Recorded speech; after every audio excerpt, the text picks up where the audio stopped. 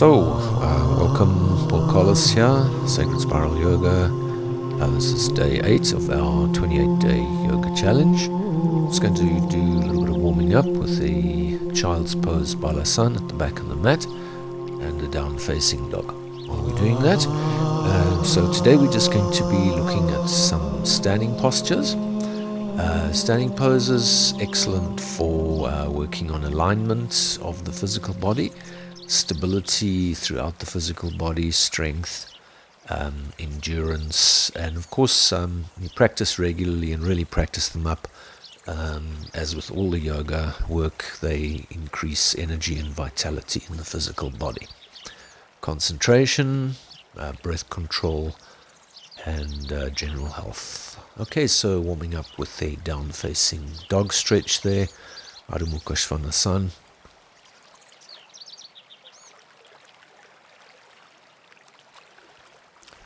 And I'm going to do a little bit of press throughs, so taking an exhalation to come forwards, just check that the shoulders end up over the hands there, and inhaling when you're back, exhaling forwards. The easier version, which we've done earlier in the challenge, is on the knees. So if you find it a little bit awkward on the feet, you can do it on the knees. It's not really a strengthening aspect, it's more the flow, movement, energy development aspect. So I'm going to come up there and just get ready. So just stretching through, whole body stretch from the feet to the hands. Make sure you're engaging evenly, lifting the chest.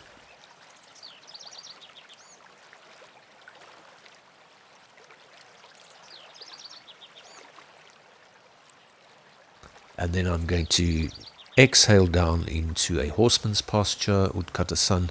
Just make sure the weight is transferred back into the heels. It's like you're trying to sit down on a little stool or chair, stretching up strongly from the waist to the hands. Very good for getting the heart rate up a little bit and just warming up the body. Jump back into a down-facing dog. So we'll do some dog poses in between. So taking the strengthening aspect now, press throughs, make sure you're coming up with the stomach. So not just the arms and shoulders, nice flat hands, use the stomach on the exhalation. So nice thin concentrated exhalation to come up. Generous inhalation when you back. So I'm actually going down and back up again on a thin concentrated exhalation. Focused for the strengthening action of the press throughs. So you can just arbitrarily do around about 10 to 20 of those. And I'm going to jump back up to center and take another horseman's posture. So soft exhalation, again concentrated exhalation as if you're sitting down on a little stool. Check the weight in the heels. Trying to open up the armpits, so do just lift the hands up there, don't let the arms slump down. And we need lots of energy flow in the elbows, so up from the waist to the hands. So Uttanasana is an intense standing forward fold, strong action on the front thighs as we've discussed already, and stretching on the hamstrings at the back. Alright, so I'm going to jump out now for Uttita Trikonasana. So adjusting the back toes in 45 degrees, the front foot out 90 degrees, and the whole of the front leg rotates outwards. Strong exhalation to extend the bottom side of the body there, open up the ribs. You can put your hand just above the ankle, strong twist in the waist, open the chest and stretch up to the top fingers. So the twist in the waist is actually against the outward rotation of the front leg there.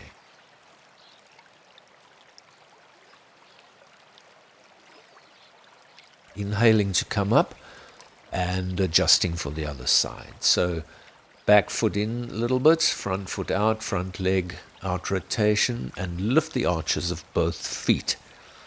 So soft exhalation to go down, strong twist in the waist against the out rotation of the front leg.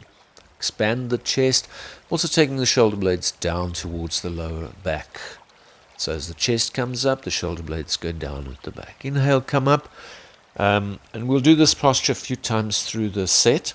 That is the Parsvakonasana, or wide angle standing forward fold. Strong action on the front thighs, hamstrings stretching, arches lifting on the feet, and the common mistake we discussed before, bringing the hips forward. So we need to keep weight back into the heels. All right, second round for Trikonasana there, the triangle pose.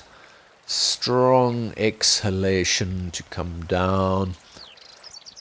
That front foot needs to be nice and straight, and this time I'm going to take the top arm over, resisting strongly with the back leg. So extend your energy all the way through, right to the tips of the fingers.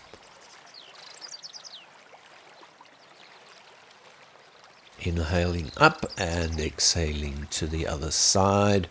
Same thing exactly.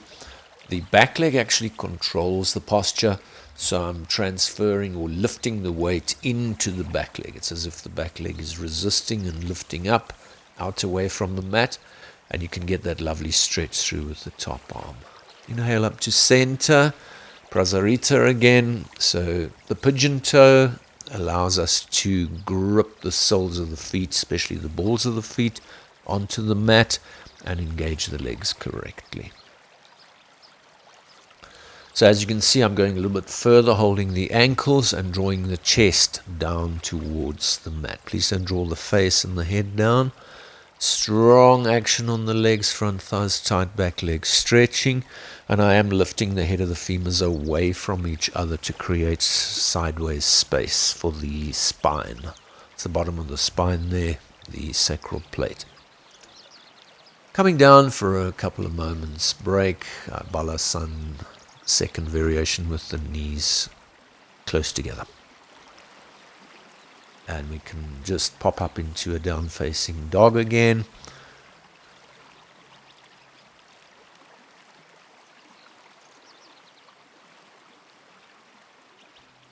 Make sure that you're connecting your breath evenly through for the dog. And engage evenly from the feet up to the head of the femurs, from the hands right through the body up to the head of the femur. So full engagement. And there you can see I'm actually taking the second variation of the press throughs on the knees. Same principle, thin, controlled exhalation to come up and go down, taking a good generous in-breath on when you're back, and coming up with the stomach. So hands flat, use the arms, shoulders and stomach to come up. So quite nice for developing the triceps muscles, shoulders, stomach, abdominals, jumping up and come up back up to standing. So tree posture, that's Vrksasana. So the heel of the lifted leg is digging in and the toes out, and a strong outward rotation on that lifted leg. Balance steady, evenly. Keep the eyes steady on one spot. Don't look around, and keep your energy contained in the body. Don't let your energy flow out of the eyes. Strong upward flow of energy from the balancing foot right through the body to the tips of the fingers. And relax and change sides, exactly the same thing, heel in, toes out, out rotation, and exhalation to take up the hands, lifting the chest, broadening the shoulders, and engaging the energy flow through the elbows. So don't bend the elbows, get the dynamic energy flow through the body, open up the armpits. Balance steadily, concentrate, focus the mind.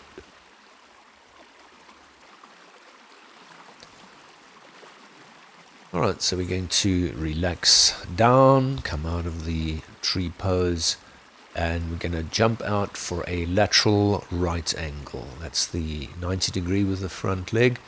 Now the big thing with the lateral right angle is to pull the outside of the bent leg's hip back. So as you look at my posture there, that's my right leg, outside of the right hip is pulling back strongly. Mirror image, it'll be your left leg.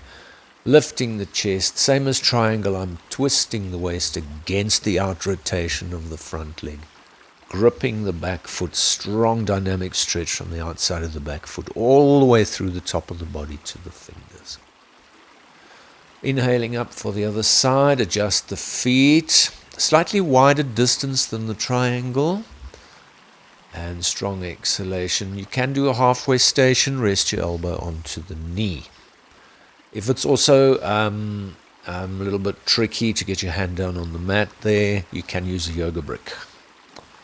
Same idea, strong dynamic stretch from the outside of the back foot, gripping the foot on the mat all the way through to the top fingers there.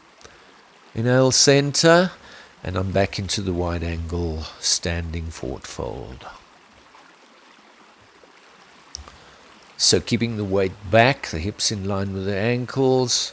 Each time we practice, you can try and go a little bit further. So these are really demonstration and instructional sessions, where obviously you flow along with us. But you can hold each standing posture for quite a lot longer, up to maybe a minute each side repeated for each standing pose. Gets you quite a strenuous and dynamic practice. I think maybe we'll look a little bit at that towards the end of the 28 days. So just basically repeating the first side again. That is Parsvakonasana or Uttita Parsvakonasana. Lateral wide angle. So I'm taking advantage of the position now, just getting an inner groin stretch there, inner leg stretch. Very, very important to keep the knee locked. So lift, don't collapse the back foot there. And you can get a great stretch on the inner leg, inner groin. Adjusting for the other side. Exhalation to come down. Straight into the posture. So now it's the outside of that front bent leg, the outer hip that is pulling very strongly to the back as we twist the waist and extend the energy flow up to the tips of the fingers. So inner groin, inner leg stretch. You can see how I'm lifting the foot there. So don't collapse the straight leg's foot. Then you'll keep the knee nicely locked to protect the whole leg and especially the knee. Prasarita once more in the center. So exhalation to draw the chest down. Full Prasarita Padottanasana. The hands are actually flat in a 90 degree and the top of the head's on the mat. That's the classical posture. Okay, and gently swinging out to the back of the mat, child's pose to take a little bit of a rest there. Nice stretch on the spine. And exhale up into down facing dog. And we're going to have a little bit of a deeper leg stretching action. So Ekapada. And remember from the previous videos, the higher that top leg goes, the stronger the stretch on the bottom leg. You must allow the bottom foot's heel to descend to the mat. So don't resist there, changing sides. And grip the quads and stretch the hamstring. Shoulders more or less level, hips more or less level. And relax, jump up and come out of there. Alright, so we're going to look at Parsvakonasana now. That's the that's the flank pose, intense side stretch there. So hips are level, and the back foot, you'll probably have to try to take the back foot a little bit more than 45 degrees. If the toes are too far out with the back foot, it's very, very difficult to get the hips level. And then, of course, the Achilles needs to be long enough to be able to get the heel down. So you might have to just adjust a little bit there. It's a deep forward bend and a balance. So you can see I'm taking the balancing part now. It's very difficult to put the hands together in the Namaste position. Just put your fists together for the time being. And lift the elbows and deep extension of the chest over the front leg's knee. So that front leg is working very, very, very, very well. Front thigh tight and hamstring stretching, back knee open. Squatting exercise quickly in between, and I'm going to do a repeat on that side. So get a little bit of a chest opening in between there. We need to flow with the body, work with the breath. Feel free to also just improvise a little bit. So it's a basic skeletal structure to work with. Or different every day. Different things have happened. We might be tired. We might be feeling a little bit under the weather or sick or something. So we need to flow with the physical body, with the mind, with the breath, with the emotional situation. So always looking for balance and harmony.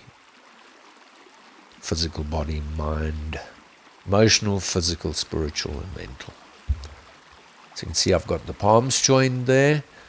So there are other exercises where you can get the wrists a little bit more flexible. I'm lifting up the elbows quite strongly. And you can step forwards, come up from there. Relax, and we'll do one more time. So hips square. As for all forward bends, chest up over the front knee. Getting a very strong dynamic stretch from the head of the femurs all the way through the body to the tips of the fingers. Chest moving forwards.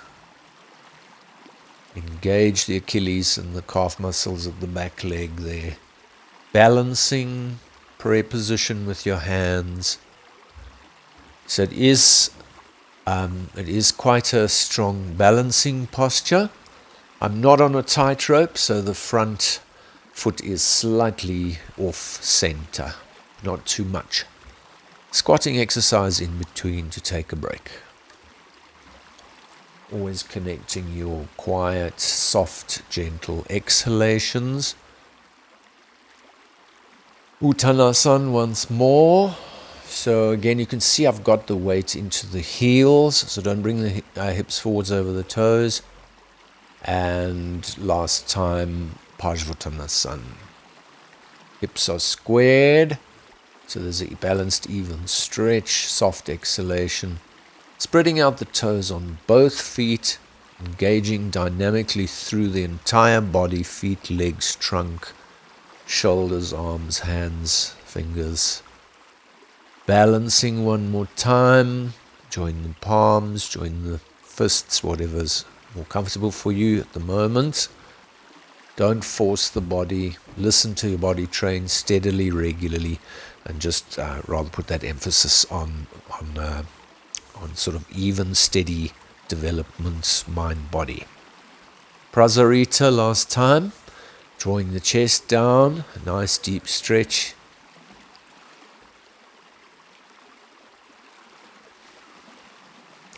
It's quite a calming posture. Forward bending, jumping up, coming out of there. And then just for fun, we're going to put in a half moon. So see how we go. Balancing on one leg. Normally when we come up onto the front leg, the front foot slips out. So we have to be careful of the full outward rotation of the front foot, of the balancing foot and the balancing leg. It's a very strong out rotation on the balancing leg. To twist the waist, resist against the balancing leg, open the chest, and expand your energy all the way up to the tips of the fingers.